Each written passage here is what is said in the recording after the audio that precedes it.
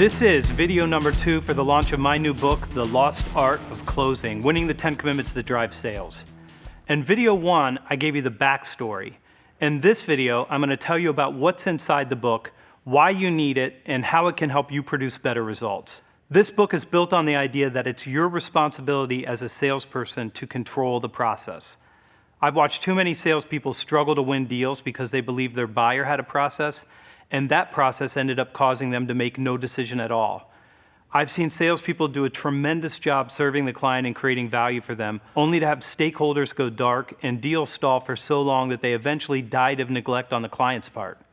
This is sometimes true even when the prospective client really needs to change and when they really need better results. Unbeknownst to me, at the same time I was writing this book, my friends at CEB were doing research that showed that buyers were having more trouble buying than ever, and that salespeople providing them with additional information was doing nothing to make that easier.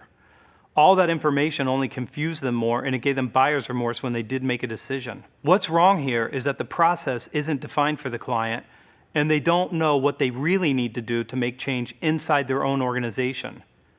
The remedy here is to agree on the process, and then help your clients to make and keep the commitments that allow for good decisions to be made and to get the better results they need. But how do you do this? How do you control the process? And more still, how do you do this when, up until now, not many of us have asked the prospective clients for the commitments we need to help them and that they need to agree to? If you have stalled deals, this book is for you. If you have clients that go dark, the answers are in this book. If you have deals that slip from quarter to quarter and some that slip into next year, this book will help you lock those deals down. At the very worst, it will help you make the decision about when the deal is really going to happen and what the client really needs to do. The answer to these issues are what is in this book. If you read The Only Sales Guide You'll Ever Need, you saw a preview of these 10 commitments in Chapter 11. These commitments are what is necessary to make real change, and they're what is necessary for you to control the process and serve your clients. None of the commitments require you to do anything that's going to make you queasy, nor are they going to make you feel bad about yourself. Selling is still something you are doing for and with another person, not something that you're doing to them. If you believe that, like I do, you're going to love what's inside this book. Everything in the book is designed to help you build trust, not destroy it. Look, if you followed me for any time, you know that I believe all things being equal, relationships win, and all things being unequal, relationships still win.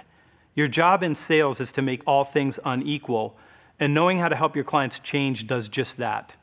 The book starts with the commitment for time. In my opinion, the most difficult commitment to gain. The ideas in this chapter are going to offer you a different choice as to how you can ask for this commitment, and one you likely haven't ever seen. It's also going to give you strategies and language choices to resolve your clients' concerns about giving you their single, finite, non-renewable resource, time. While we're talking about concerns, let's talk about objections. In this book, we update the idea of overcoming objections for the 21st century. Your dream clients have concerns. Those concerns are real, and it's your job to resolve those concerns in a professional manner, without self-oriented language and motives, and without tie-downs and old-school techniques that destroy trust. The second commitment covered in the book is the commitment to explore change. In this chapter, you're going to learn how to compel change, and you'll be better prepared to use an approach that helps your client address their real challenges. When we're doing our discovery work, what we're often doing is helping the client discover what they need to change, how they need to do things different, and to gain an awareness of the better results that are available to them. If you want to compel your prospective clients to take action, you'll learn how to do that here. The next commitment is a big one, the commitment to change. I'll get straight to the heart of the matter here. Many of the deals in your pipeline are really not opportunities at all. It's possible to have very nice meetings with people who have not made the commitment to do anything different. One deal I saw in a pipeline was 1,741 days old. If that deal was a child, it would be starting kindergarten right now.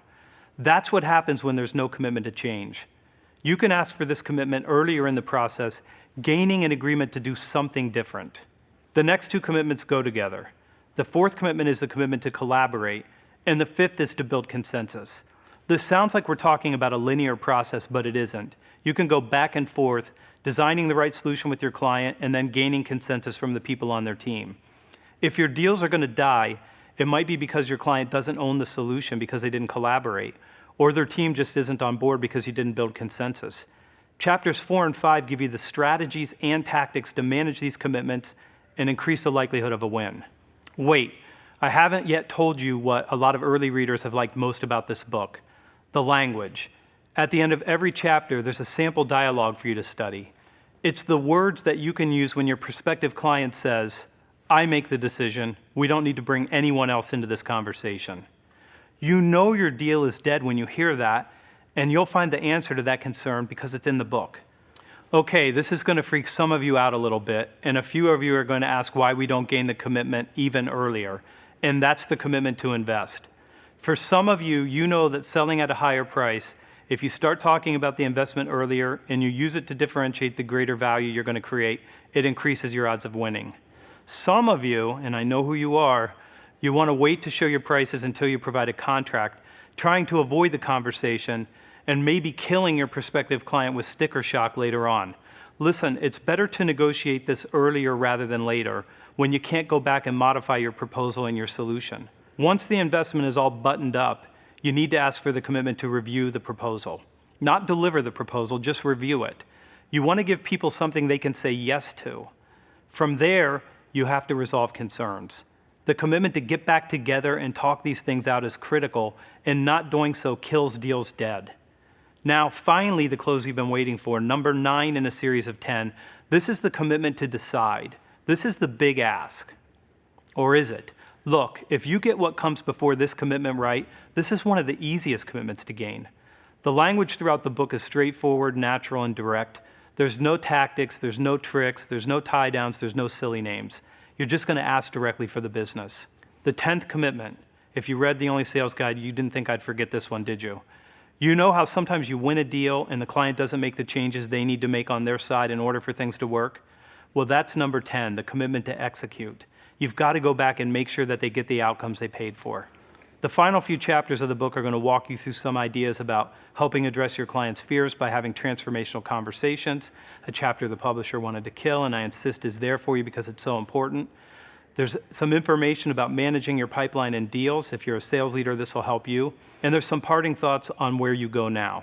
The hardcore group of you will get to this chapter, and you'll read every single word, and it's going to be super important to you. Okay, so now I need to ask you for a commitment. Hit the button and download the sample chapters. Or hit the buy button and pre-order a copy of the book now or copies for your team. Pick up the bonus videos and use them to work your way through the content of the book with your team. Then watch for an email so you get notified when we drop the last video. I'm Anthony Iannarino, thanks for being here, and I look forward to seeing you back here on the 3rd video.